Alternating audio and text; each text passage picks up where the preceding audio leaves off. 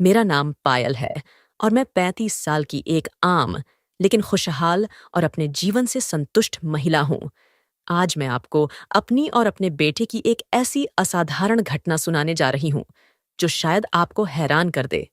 जैसे कि आप सभी को पता है, मेरे पति ने कुछ समय पहले मुझे छोड़ दिया। उसने एक 18 साल की लड़की के साथ भागकर अपना नया जीवन शुरू कर लिया। यह सुनकर आपको भी हैरानी होगी कि एक 40 साल का आदमी आखिर एक जवान लड़की के लिए अपनी पत्नी को क्यों छोड़ देता है। पर आजकल का जमाना कुछ और ही है, जहां लोग अपने मन के भ्रम में अपना ध्यान लगा लेते हैं। अब आते हैं अपनी कहानी के असली मुद्दे पर। एक दिन की बात है, जब मैं और मेरा बेटा अपने खेतों में धान रोपने का काम कर रहे थे। शाम होने को थी और तभी अचानक बादल घिर आए। कुछ ही समय बाद तेज बारिश शुरू हो गई। हम दोनों खेतों में ही अटक गए थे। खेत के पास एक छोटा सा पंप हाउस था और हम दोनों वहीं बारिश रुकने का इंतजार कर रहे थे। अगर वक्त का कहना हो तो धीरे धीरे अंधेरा भी छाने लगा और आसपास के सभी लोग अपने घर लौट चुके थे। बारिश थोड़ी कम हो गई थी, पर मेरे कपड़े पूरी तरह भीग चुके थे। ठंड लगने लगी थी और मैंने अपने भीगे कपड़ों को ठीक करने की कोशिश की। इसी दौरान मेरा बेटा कुछ बेचैन हो गया और अजीब तरीके से बर्ताव करने लगा। उसकी सांसें तेज हो गई थीं और वो मुझे बड़े बड़े आंखों से घूरने लगा था। मैं समझ नहीं पा रही थी कि उसे अचानक क्या हो गया। मैंने उससे पूछा, क्या हुआ? तुम ठीक हो? लेकिन वो कुछ नहीं बोला। बस मुझे ऐसे देखता रहा जैसे कुछ कहना चाहता हो, पर कह नहीं पा रहा था। बारिश अब भी हल्की हो गई थी, लेकिन हम दोनों पंप हाउस में अटक चुके थे। मैं सोचने लगी कि शायद ठंड के कारण उसका बर्ताव ऐसा हो रहा हो।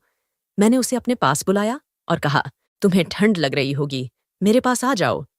वो धीरे धीरे मेरे पास आ गया और मैंने उसे अपने गले से लगा लिया ताकि वो कुछ गर्माहट महसूस कर सके। मैं खुद भी ठंड महसूस कर रही थी, लेकिन यह अजीब सी स्थिति मुझे और भी असहज कर रही थी। कुछ समय बाद बारिश बिल्कुल बंद हो गई थी। मेरा मन सोच रहा था कि हमें घर की तरफ चलना चाहिए। मैंने अपने कपड़े ठीक किए और उसे कहा, चलो अब घर चलते हैं। वो चुपचाप उठ खड़ा हुआ और हम दोनों खेतों से निकलकर घर की तरफ चल दिए। रास्ते में मैं सोच रही थी कि आखिर उसे क्या हो गया था और क्यों उसने ऐसे अजीब तरीके से बर्ताव किया। लेकिन मैंने यह फैसला किया कि घर जाकर मैं इस बारे में उससे बात करूंगी, ताकि मैं समझ सकूं कि उस वक्त ऐसा क्यों हुआ। घर पहुंचते ही मैंने उससे सीधे पूछा, तुम्हें क्या हो गया था? तुम इतने बेचैन क्यों हो गए थे? वो कुछ देर चुप रहा और फिर धीरे से बोला, मुझे माफ कर दो माँ। मुझे समझ नहीं आया कि मुझे क्या हो रहा था। मुझे अजीब सी घबराहट हो रही थी। उसकी बात सुनकर मुझे थोड़ी राहत मिली। मुझे लगा कि यह बस एक अस्थायी स्थिति थी, जो शायद उस वक्त के हालात की वजह से हुई थी। मैंने उसे दिलासा दिया और कहा, कोई बात नहीं, बस अगले टाइम अगर तुम्हें कुछ भी अजीब लगे तो मुझे जरूर बताना। उस रात मैंने उसे आराम से सोने दिया और खुद भी सोने की कोशिश की, लेकिन मेरे मन में सवाल अब भी घूम रहे थे। क्या वो सच में घबराहट थी या फिर कुछ और था? इस बारे में सोचना मैंने अगले दिन के लिए टाल दिया। कभी कभी कुछ सवाल खुद ब खुद समय के साथ अपने जवाब पा लेते हैं। मेरा बेटा, जैसे हर रोज होता था, अपने कमरे से निकला। उसकी हरकतें एकदम सामान्य थीं, जैसे कल रात कुछ हुआ ही नहीं था। मुझे लगा शायद वह घबराहट अस्थायी थी और इस पर ज्यादा ध्यान देना ठीक नहीं होगा। दिन का समय था और हम दोनों अपने अपने कामों में लगे थे, लेकिन मन में अब भी वही सवाल घूम रहा था। फिर एक मौका पाकर मैंने हल्के अंदाज में उससे बात शुरू की। तुम्हें याद है कल खेत में क्या हुआ था? मैंने देखा था, तुम अचानक घबराए थे। कुछ पल वह शांत रहा, फिर बोला, माँ, मुझे खुद नहीं समझ आ रहा क्या हुआ था। शायद बारिश, ठंड और उस अंधेरे ने मुझे डरा दिया था।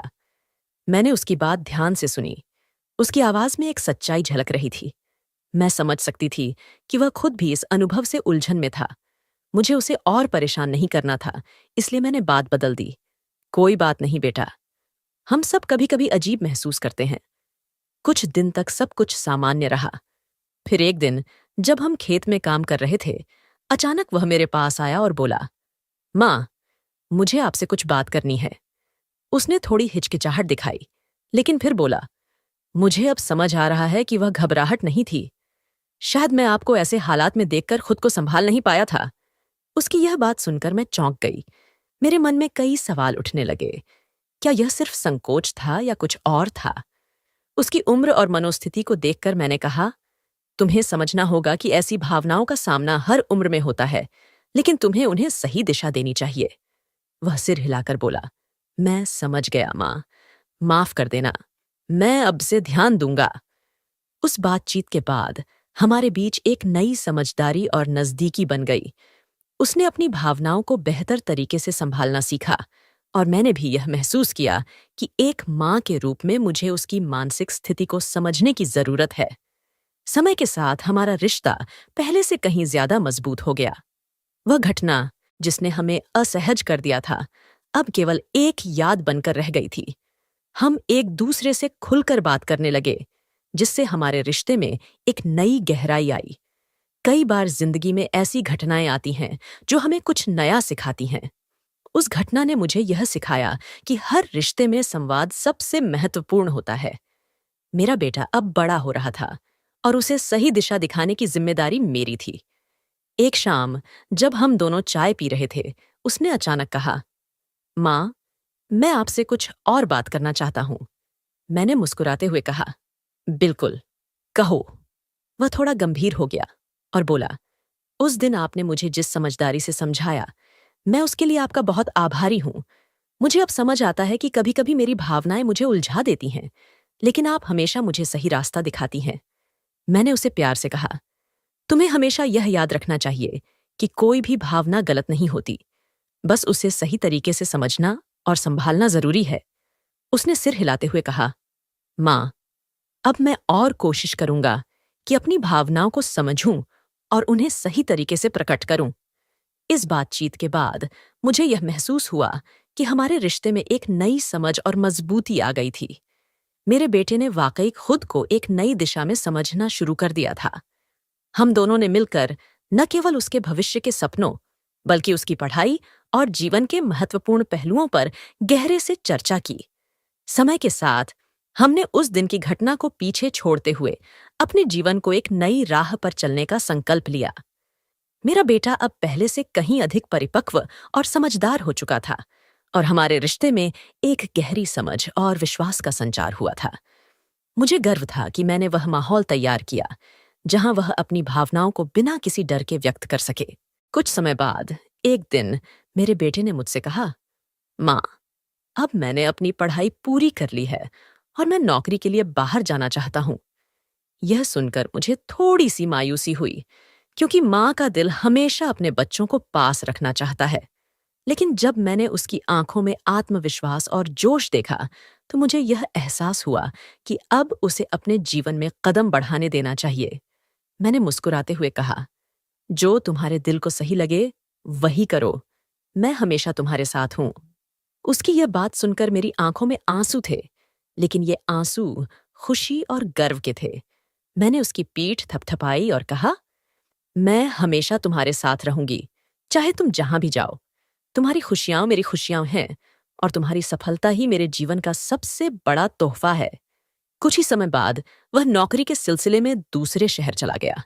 घर में एक खालीपन था, लेकिन मुझे यह संतोष था कि वह अपने सपनों को सच करने की दिशा में आगे बढ़ रहा था। वह अक्सर फोन पर बात करता और हम अपनी जिंदगी के छोटे छोटे पहलुओं पर चर्चा करते। हमारा रिश्ता भले ही दूरी के कारण थोड़ा बदल गया था, लेकिन हमारी भावनाएं और समझ कभी कम नहीं हुई। कुछ साल बाद मेरे बेटे ने मुझसे एक महत्वपूर्ण खबर दी। माँ, मैं एक लड़की से मिला हूं और मुझे लगता है कि मैंने अपनी जिंदगी का सही साथी चुन लिया है। मैं उसे आपसे मिलवाना चाहता हूं, उसने कहा। यह सुनकर मेरी खुशी का कोई ठिकाना नहीं रहा।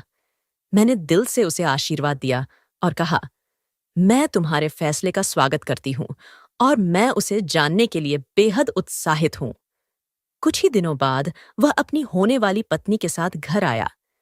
पहली मुलाकात ने मुझे यह विश्वास दिलाया कि मेरे बेटे ने सचमुच एक सही इंसान को अपनी जीवन संगिनी चुना है। वह लड़की बेहद समझदार और स्नेही थी और मेरे बेटे के लिए एक आदर्श साथी थी। हमने उनकी शादी की तैयारियां शुरू की और वह दिन हमारे जीवन का सबसे खास बन गया। शादी के बाद मेरे बेटे और बहू ने अपने नए जीवन की शुरुआत की, लेकिन उन्होंने मुझे कभी अकेला महसूस नहीं होने दिया। हम सब मिलकर खुशहाल जीवन जीने लगे। हमारे रिश्ते की वो बुनियाद जो हमने वर्षों पहले बनाई थी, अब और भी मजबूत हो गई थी। अब जब मैं पीछे मुड़कर देखती हूँ, तो मुझे यह एहसास होता है कि चाहे जीवन में कितनी भी कठिनाइयां क्यों न आएं, अगर प्यार, समझ और संवाद हो, तो हर मुश्किल का हल निकाला जा सकता है। हमारे रिश्ते की यह कहानी सिर्फ हमारे जीवन की यात्रा नहीं, बल्कि यह भी दिखाती है कि सही समय पर सही तरीके से संवाद हर रिश्ते को मजबूत और खूबसूरत बना सकता है। और इसी तरह हमारा परिवार खुशी और संतोष के साथ आगे बढ़ता रहा।